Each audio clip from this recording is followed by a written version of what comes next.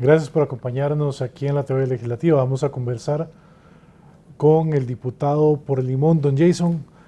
¿Cómo ha estado el tema de educación? Usted como educador, ya en este inicio de clases, esta semana ya formalmente, las escuelas y colegios públicos, donde hemos visto que todavía continuamos con un rezago importante en el tema de infraestructura, don Jason. Claro, bueno, más bien primero muchas gracias por la invitación al canal y sí, justamente esta semana iniciamos un curso lectivo, un ciclo más para muchos niños y jóvenes en el país, que eso, bueno, primero a mí me alegra mucho de todos los que puedan asistir a clases, ¿verdad? Y el gran esfuerzo que hacen también los papás, los abuelos, los tíos, ¿verdad? Los familiares, los encargados para que estos chicos tengan esa gran oportunidad de educación. Pero también hay cosas muy preocupantes y justamente usted habla un poco de eso, que es el tema de infraestructura educativa, incluso el tema de matrículas, porque eso es lo que viene afectando, ¿verdad? Si el centro educativo no tiene la capacidad locativa para recibir a todos los muchachos, no van a matricular y hay muchos que se están quedando por fuera, que esta semana lastimosamente no pudieron ingresar a centros educativos para recibir sus lecciones normales como debería de tener cualquier niño o niña o adolescente en este país.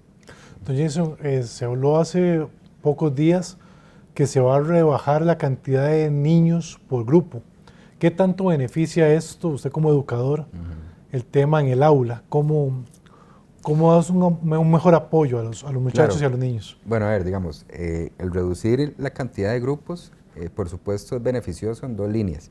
Una, en el proceso de enseñanza del educador, porque por supuesto va a tener una capacidad de manejo de grupo mucho mayor que si tuviera más de 30 estudiantes, ¿verdad? La atención individualizada va a ser un poco mejor, ¿verdad? Y por supuesto muchos de los grupos que tengan adecuaciones significativas o tengan estudiantes con alguna discapacidad o una capacidad especial de atención, el proceso para el docente va a ser mucho más fácil que tener una cantidad grande.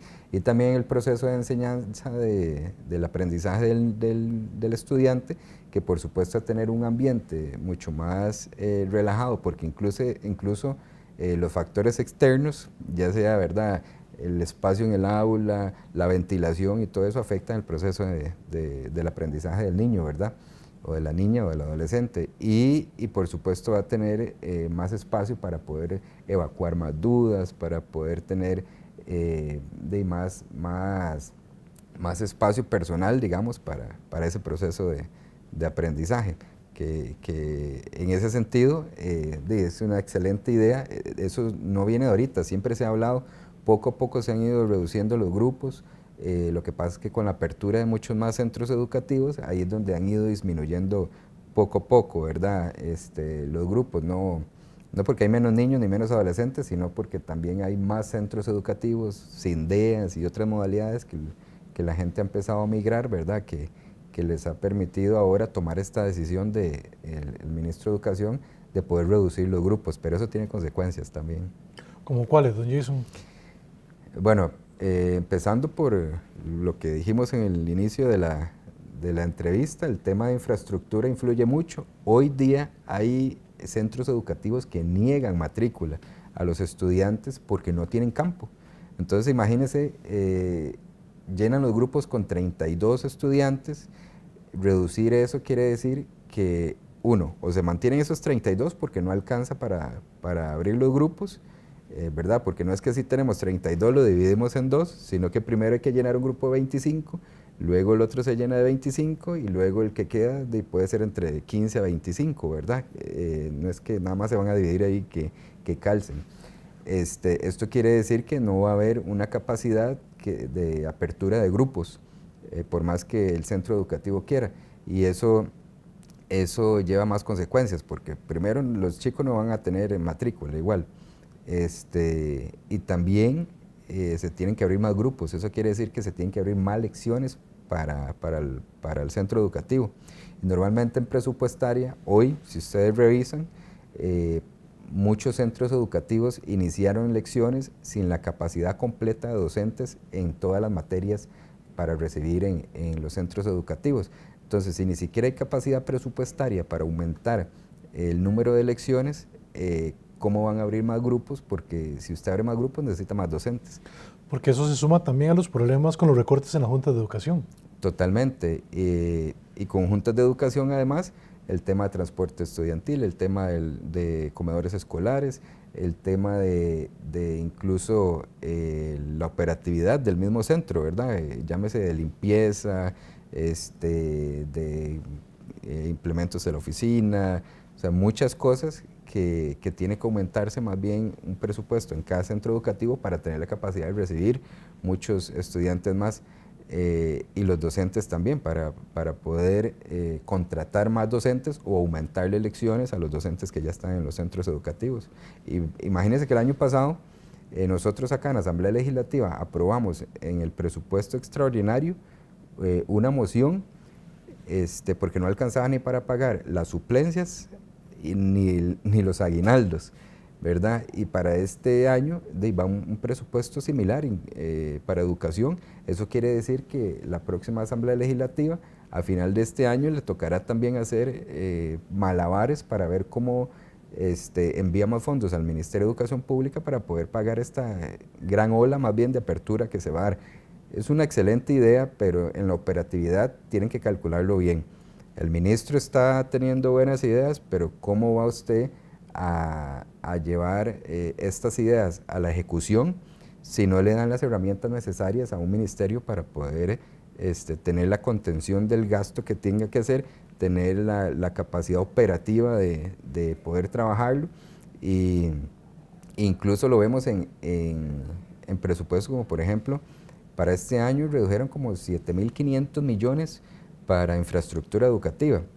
Entonces, si ya el ministerio tiene más de 800 órdenes sanitarias y más de 100 son ya de desalojo, o sea que no hay forma que los chicos vuelvan ahí, ¿cómo van a hacer para poder ir, aunque sea de forma escalonada, permitiendo que los grupos sean más pequeños, ¿verdad? No es simplemente salir y decir, vamos a hacer los grupos más pequeños, sino hay un trasfondo de todo esto que estamos hablando, ¿verdad?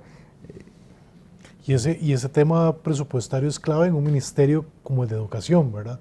Que debería ser uno de los más importantes que tiene el país. No, totalmente. Y es que si uno se pone a pensar en presupuestos para el sistema educativo, no es solo pensando en pagarle a los profes o que los chiquillos puedan estar en el aula, sino es una inversión a futuro para el propio país, porque de ahí es donde van a salir las personas que se van a movilizar a diferentes lugares, diferentes profesionales, son los que van a seguir reactivando la economía de este país. Si usted tiene una educación de calidad, tiene oportunidades más grandes para poder trabajar y tener una vida mejor, ¿verdad? Y de una capacidad de poder incluso ser empresario, que los empresarios son los que pagan los impuestos para las arcas del Estado y así poder tener más inversión pública, ¿verdad?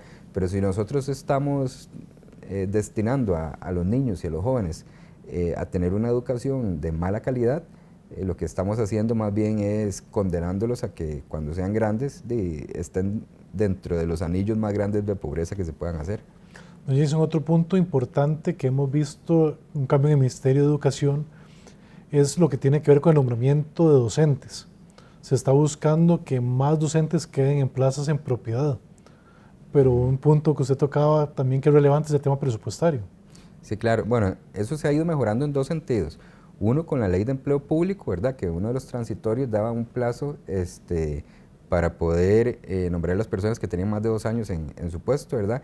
Y otro es porque aquí en la Asamblea Legislativa también aprobamos un proyecto de ley, que ya es ley de la República, que básicamente lo que hacía era quitarle las competencias de servicio civil y pasarlas al Ministerio de Educación Pública para que pudieran agilizar ese tema de nombramientos más bien. Bueno, agradecerle muchísimo al diputado Jason Valverde por habernos acompañado. Don Jason, lamentablemente el tiempo nos gana. Claro, no, muchísimas gracias más bien. Continuamos con más aquí en la TV Legislativa.